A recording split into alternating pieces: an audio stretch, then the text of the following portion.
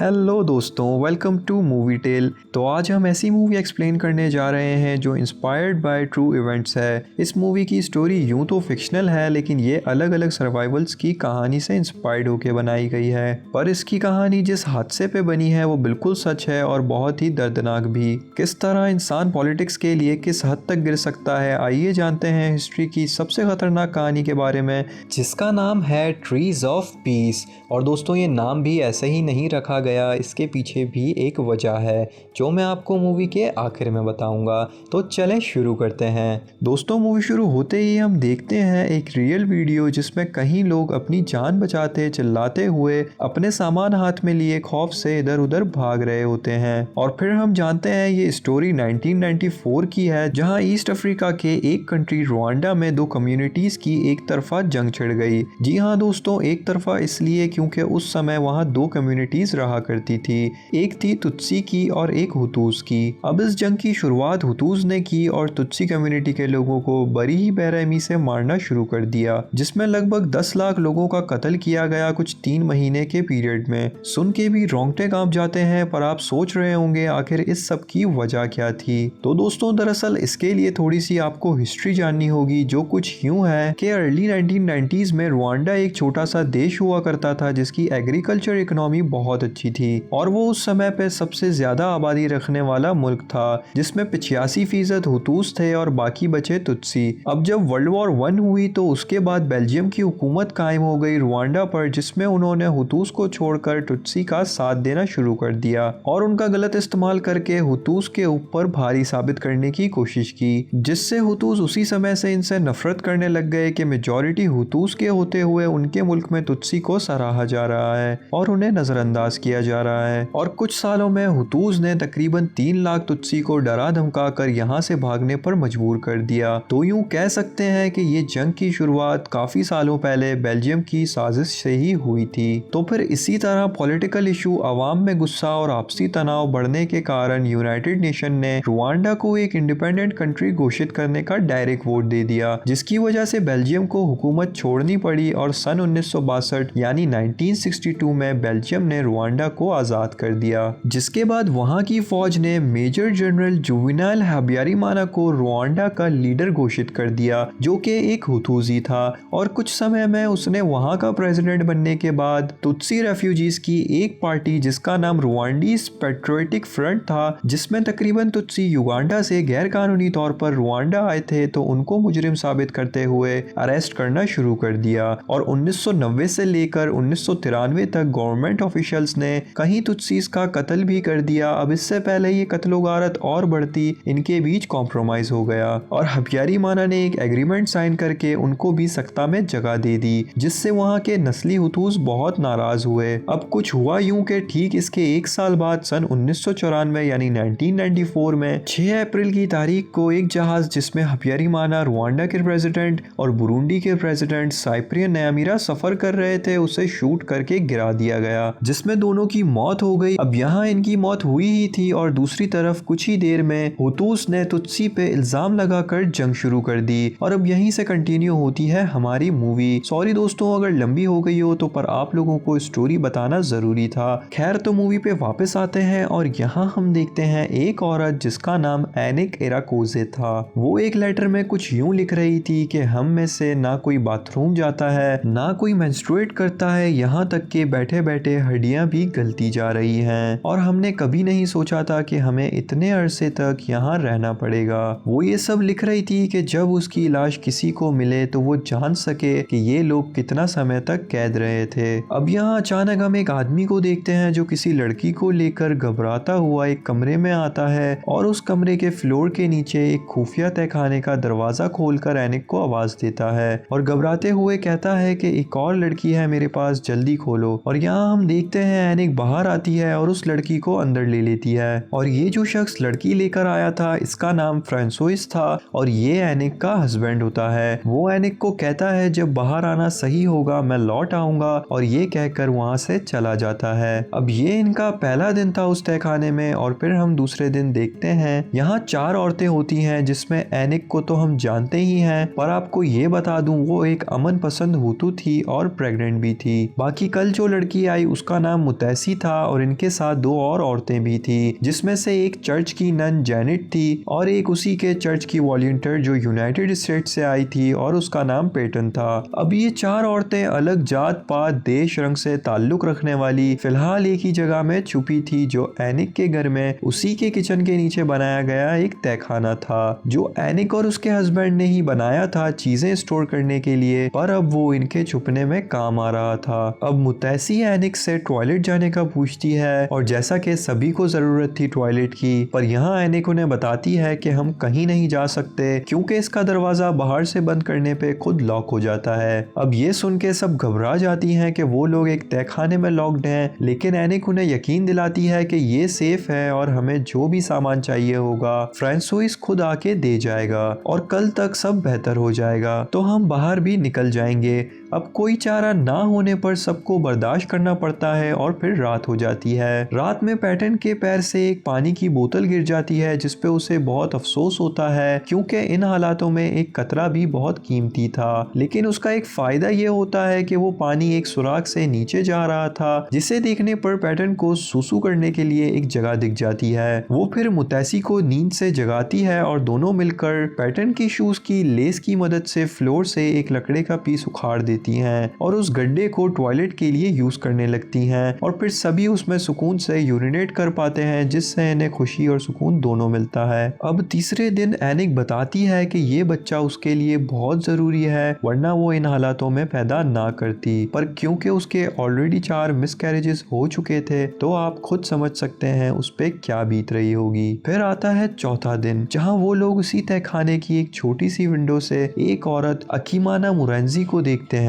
जो हुतूस से छुपकर इनके घर के बाहर छुप जाती है। अब ये लोग उस औरत की मदद करने का डिसाइड करते हैं, पर एनिक आवाज देने से रोक लेती है क्योंकि कोई भी सुन सकता था और इतने में हुतूस के 2 सोल्जर आ जाते हैं और उस औरत को पकड़ लेते हैं। लेकिन जेनेट कहती है मैं इन सोल्जर को जानती हूँ, इनमें से एक तो उसी चर्च का मेंबर था और उसे लगता है ये भी उन चंद हुतूस में से हैं जो ये सब खून खराबा नहीं चाहते। लेकिन यहाँ इससे पहले वो उसको आवाज देती वो सोल्जर उन्हीं के सामने अकीमाना को रेप करके मार डालते हैं। ये देखकर जेनेट अंदर से टूट जाती है कि बच्चे तक इस दरिंदगी का शिकार हो चुके हैं और बस फिर उनके जाने के बाद रात हो जाती है और मुतैसी सब पे उस कत्ल का इल्जाम लगाने लगती है कि अगर हमने जेनेट की बात ना सुनी होती और उन सोल्जर्स के आने से पहले उस औरत को बचा लिया होता तो वो अभी जिंदा होती। यहाँ ये भी मालूम होता है कि वो प्रेग्नेंट भी थी। फिर वो पैटर्न को भी ब्लेम करने लगती है कि तुम्हारे ही गोरे लोगों ने आकर सबको आइडेंटिटी कार्ड्स दिए थे कि तुम हुतूस हो और तुम तुत्सी, क्योंकि अब ये लोग हर किसी को पकड़कर उससे कार्ड मांग रहे थे और जिसके पास तुत्सी का कार्ड होता वो मारा जाता। इसीलिए मैंने आपसे शुरू में कहा था कि इस जंग के जिम्मेदार कहीं ना कहीं बेल्जियम वाले भी जरूर हैं। खैर फिर कुत्ते आकर उसकी लाश को खाने लगते हैं और यहाँ सब गमगीन होकर रो रहे होते हैं कि इतने में हुतूस आकर उन कुत्तों को भी मार देते हैं। अब कुछ देर बाद मुतैसी एनिक से पूछती है कि तुम लोगों ने हमें क्यों बचाया, जिसपे वो बताती है कि फ्रांसोइस उसका हस्बैंड एक स्कूल टीचर है जो हुतूस और तुत्सी दोनों के बच्चों को पढ़ाता था। उनका मानना था हम सब एक कौम है जो किसी कम्युनिटी के लेबल की मोहताज नहीं। यहाँ सीन शिफ्ट होता है और हम देखते हैं एनिक को कि अब फ्रांसोइस के लिए बहुत परेशान होती है क्योंकि 4 दिन बीत चुके थे और उसकी कोई खबर ना थी। वो अपना डर और दुख जेनेट से कन्फेस करती है कि इतने में उसका बेबी पहली बार किक करता है, जिससे वो बहुत खुश हो जाती है कि इस बार वो माँ बन पाएगी और इसी खुशी के साथ सो जाती है। सुबह उठते ही पैटर्न के बैग में एक बुक मिलती है जिसे पैटर्न इन सबको पढ़ के सुना रही होती है कि इतने में इन्हें आवाज आती है कि कोई घर में आया है और ये लोग बहुत डर जाते हैं, पर वो कोई और नहीं दोस्तों फ्रांसोइस था। और फाइनली 5 दिन बाद वो इनके लिए थोड़ा बहुत खाना लेकर आता है और पैटर्न से चलने को कहता है क्योंकि यूनाइटेड नेशन वाले अपनी रेस्क्यू टीम लेकर आ चुके थे। लेकिन अफसोस दोस्तों वो सिर्फ अपने गोरे लोगों को ही बचाने आए थे। पैटर्न जाने से मना कर देती है और इससे पहले फ्रांसोइस उससे कोई सवाल कर पाता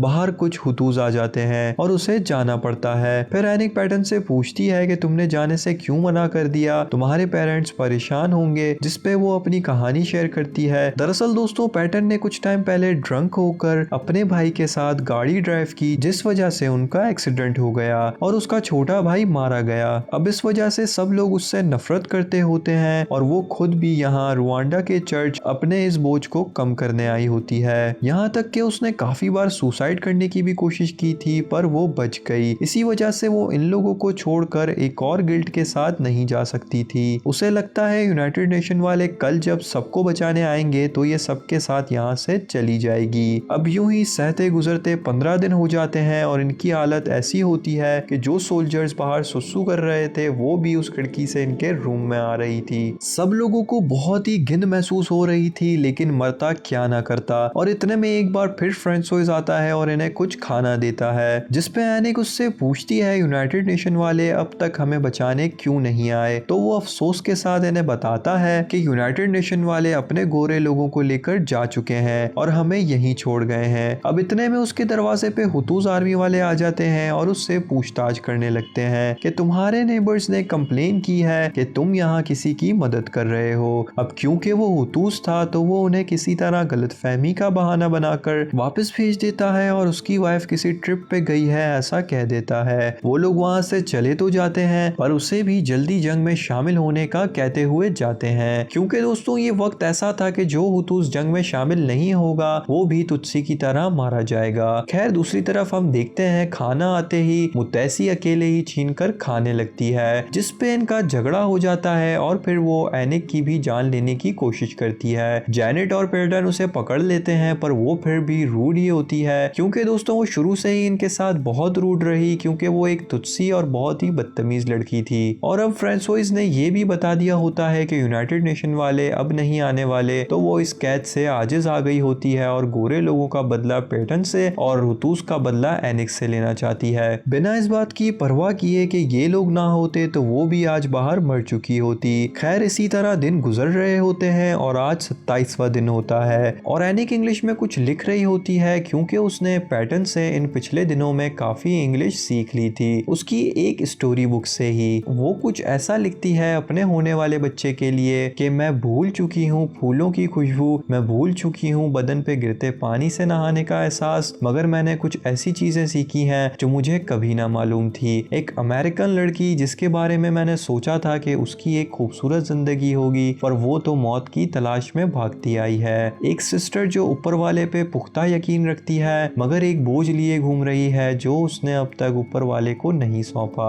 एक तुत्सी लड़की बहुत खूबसूरत बहुत समझदार मगर एक मजलूम जो अपने गुस्से को अपने नाम की तरह जताती है। दोस्तों यहाँ ये बता दूं आपको कि मुतैसी का मतलब अफ्रीकन जबान में प्रिंसेस होता है। स्टोरी कंटिन्यूज और मैं अपना दर्द जानती हूँ मेरे बच्चे, मगर तुम मेरी सबसे बड़ी खुशी बनोगे। मैं ये लिख रही हूँ तुम्हारे लिए ताकि तुम उस सच्चाई से वाकिफ हो सको जो अक्सर हमें खुले आसमान के नीचे नहीं दिखती। ये सुनकर मुतैसी इमोशनल हो जाती है और वो लड़की जो इनसे ढंग से बात तक नहीं करती थी वो अपनी कहानी सुनाती है। दरअसल दोस्तों उसकी जिंदगी बहुत ही बेरहम रही होती है, क्योंकि वो एक गरीब गांव से ताल्लुक रखती थी जहां उसके बाप समान लोग उसी का रेप कर दिया करते थे और उनकी औरतें भी कुछ नहीं बोलती थी उन आदमियों को, यहाँ तक कि उसके अपने माँ बाप ने भी उसका साथ नहीं दिया। वही शर्म और डर के मारे सब चुप रहे और वो ये सब सहती आई और इसी वजह से आज वो इतनी नफरत से भरी थी। पर अब बस वो कहती है अगर मैं भी उन औरतों की तरह खामोश और जालिम रही तो मुझ में और उनमें कोई फर्क ना होगा, और इसीलिए आज फाइनली वो इनसे हाथ मिलाकर एक हो जाती है। अब दिनों से हफ्ते और हफ्तों से महीने होते जा रहे थे और आज इनका 27वां दिन होता है जब हम देखते हैं फ्रांसोइस एक लंबे अरसे के बाद इनके लिए कुछ खाना लेकर आता है और रोते हुए एनिक से बताता है कि दिन ब दिन कत्लो गारत सिर्फ बढ़ती ही गई है और इसे रोकने के लिए कोई भी नहीं आने वाला। एनिक फ्रांसोइस को भी अपने साथ रुकने का कहती है, पर वो सिर्फ इनकी ही नहीं बल्कि इनके पड़ोसी जो भूख से मर रहे थे उनकी भी मदद कर रहा होता है। मतलब क्या ही महान आदमी था वो। खैर फिर वो चला जाता है और अब इनकी हालत दिन ब दिन बिगड़ती जा रही थी, क्योंकि दोस्तों 2 महीनों से ज्यादा का समय हो गया था और इनके पास ना पीने को पानी ना खाने को अनाज था। एक एक बूंद पे ना जाने कितने दिनों तक गुजारा करना पड़ रहा था। सब कमजोर और थक चुके थे। फिर आता है 77वां दिन जब एक बार फिर फ्रांकोइस इनके लिए खाना लेकर आता है, पर अब इनकी हालत बहुत बुरी थी। एनिक को तो मौत के ख्यालात तक आने लगे थे, लेकिन फ्रांसोइस उसको हिम्मत दिलाता है और साथ में ये भी बताता है कि उनके पड़ोस में जो 2 साल की बच्ची थी वो भूख के मारे मर गई, इसलिए हमें हमारी फैमिली हमारे बच्चे के लिए लिए हिम्मत रखनी होगी। यहाँ वो ये भी बताता है कि हालात सुधरने लग गए हैं, कुछ हुतूस ने बुराई के खिलाफ आवाज उठाई है और रोड ब्लॉक्स भी हट गए हैं, जिसकी वजह से अब हम रेफ्यूजी कैंप तक जा सकते हैं। बस ये आखिरी दिन यहाँ गुजार लो। ये सुनकर सब में एक जान सी आती है और दोस्तों ये लोग इतना कमजोर हो चुके थे कि खुल के मुस्कुरा तक नहीं पाते। खैर फिर फ्रांसोइस चले जाता है और रात हो जाती है। अब इनको बाहर से कुछ सोल्जर्स की आवाज आती है जो किसी पीटर नामी शख्स से फ्रांसोइस का पता पूछ रहे थे। वो पीटर और उसकी बीवी बच्चों को मारने की धमकी देकर पीटर से उगलवा लेते हैं कि फ्रांसोइस कहाँ छुपा है, और जैसे ही वो उन्हें ये बताता है वो पीटर और उसकी फैमिली को वहीं मार देते हैं। अब अगली सुबह होती है और ये लोग यहाँ से निकलने का फैसला करते हैं, पर उसके लिए दोस्तों इनको इस दरवाजे का खोलना बहुत जरूरी था। और फिर ये लोग अपनी बची कुची ताकत के साथ दरवाजे को खोलने की कोशिश करते हैं। अभी ये लोग कोशिश कर ही रहे होते हैं कि अचानक कुछ सोल्जर्स इनके घर में घुस आते हैं और एनिक का नाम लेकर उसे ढूंढ रहे होते हैं। जहां हम ये भी सुनते हैं कि इन्होंने फ्रांसोइस को ढूंढकर बुरी तरह मार डाला है। उसे मारने से पहले एनिक का पता भी पूछा और बुरी तरह टॉर्चर भी किया। पहले उसके पैर काट कर और फिर उसके प्राइवेट पार्ट को भी काट दिया। लेकिन दोस्तों ये सुनकर ही रोंगटे खड़े हो जाते हैं कि उस जवान ने फिर भी इन्हें कुछ ना बताया और मारा गया। एनिक के ना मिलने पर वो लोग तो चले जाते हैं, पर अब एनिक फ्रांसोइस की मौत का सुनकर अंदर से पूरी तरह टूट चुकी होती है। अब दोस्तों इनको एक बात तो मालूम हो गई थी कि कुछ भी करके इन्हें खुद यहाँ से निकलना पड़ेगा, क्योंकि अब फ्रांसोइस तो आने नहीं वाला।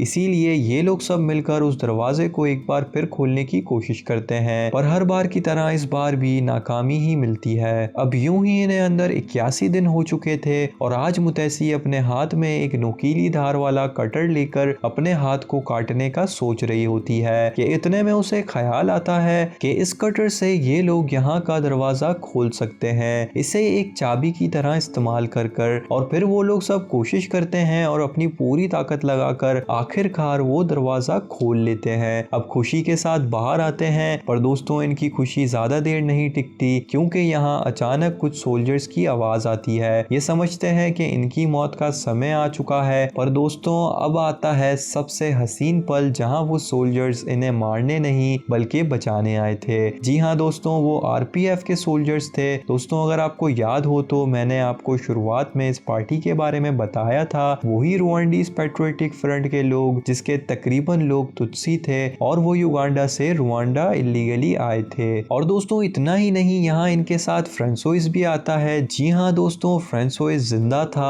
और वो एनिक से कहता है कि वो उसी स्कूल में रुका था, पर वो कुछ घंटों के लिए उनके पड़ोस में जो बच्ची मर गई उसे दफनाने गया था, और जब वापस आया तो स्कूल में एक भी शख्स जिंदा नहीं था। हुतूस ने सबको ही मार डाला था। पर वो कहते हैं ना दोस्तों, आप किसी का भला चाहो तो ऊपर वाला आपका भला कर देता है। तो बस यहाँ वो बच्ची खुद को तो नहीं बचा पाई, पर फ्रांसोइस की जान बचा ली, और उन हुतूस सोल्जर ने वो सब मनगढ़ंत कहानी एनिक को उकसा कर सामने लाने के लिए बनाई थी। खैर दोस्तों, आज 81 यानी 81 डेज पूरे करने के बाद फाइनली ये लोग आजाद होते हैं और मूवी यहीं एंड होती है। लेकिन इसके एंड में हमें कुछ फैक्ट्स बताए जाते हैं। सबसे पहले तो दोस्तों इस पूरी जंग में करीब 10 लाख लोग मारे गए। उसके बाद हुआ यूं कि जो भी इस जंग के मेन कसूरवार थे, जिन्होंने ये शुरू की और इसे आगे बढ़ाया, उन्हें सजा दी गई और करीब 20 लाख मुजरिमों की गचाचा कोर्ट में सुलह कराई गई। अब आप सोच रहे होंगे ये गचाचा क्या है? तो दोस्तों इस जंग में जिन औरतों ने सरवाइव किया उन्होंने मिलकर एक जस्टिस सिस्टम निकाला जिसका नाम था गचाचा। ये रुवांडा की कम्युनिटी के अपने ही कोर्ट थे, जैसे मान लें गांव की पंचायत। हर मोहल्ले में पब्लिकली ये कोर्ट बनाए गए और इस तरह पूरे मुल्क में तकरीबन 12,000 कोर्ट बने, जिसका मकसद था सबका आपस में मिलाप कराना और एक दूसरे को माफ करना। क्योंकि दोस्तों अब अगर आज भी ये लोग एक दूसरे को माफ ना करते तो कल बदले की आग में शायद इससे भी खौफनाक हादसा हो सकता था। और औरतों का ये इनिशिएटिव बहुत कामयाब साबित होता है और हजारों सर्वाइवर्स अपने कातिलों को माफ करके अमन कायम कर लेते हैं। और इसी वजह से आज के दौर में रुवांडा की गवर्नमेंट में पूरी दुनिया के मुकाबले सबसे ज्यादा औरतें हैं। तो दोस्तों जैसा कि मैंने आपसे कहा था मूवी की शुरुआत में कि इसका टाइटल ट्रीज ऑफ पीस ऐसे ही नहीं रखा गया, उसके पीछे एक वजह ये थी कि जब ये जंग शुरू हुई तो हुतूस के होंठों पर सिर्फ एक ही नारा था और वो था कट द टॉल ट्रीज। दरअसल दोस्तों ये लोग तुत्सी को टॉल ट्रीज के नाम से जानते थे क्योंकि वो इनसे कुछ कद में बड़े और स्किन में थोड़े लाइटर शेड के थे। और ये पूरी movie cut the tall trees से लेकर ट्रीज ऑफ पीस तक का ही सफर है। तो आज के लिए इतना ही दोस्तों, उम्मीद करता हूँ आपको वीडियो अच्छी लगी हो। अच्छी लगी तो लाइक करना ना भूलें। मिलते हैं नेक्स्ट वीडियो में। Till then take care, bye bye.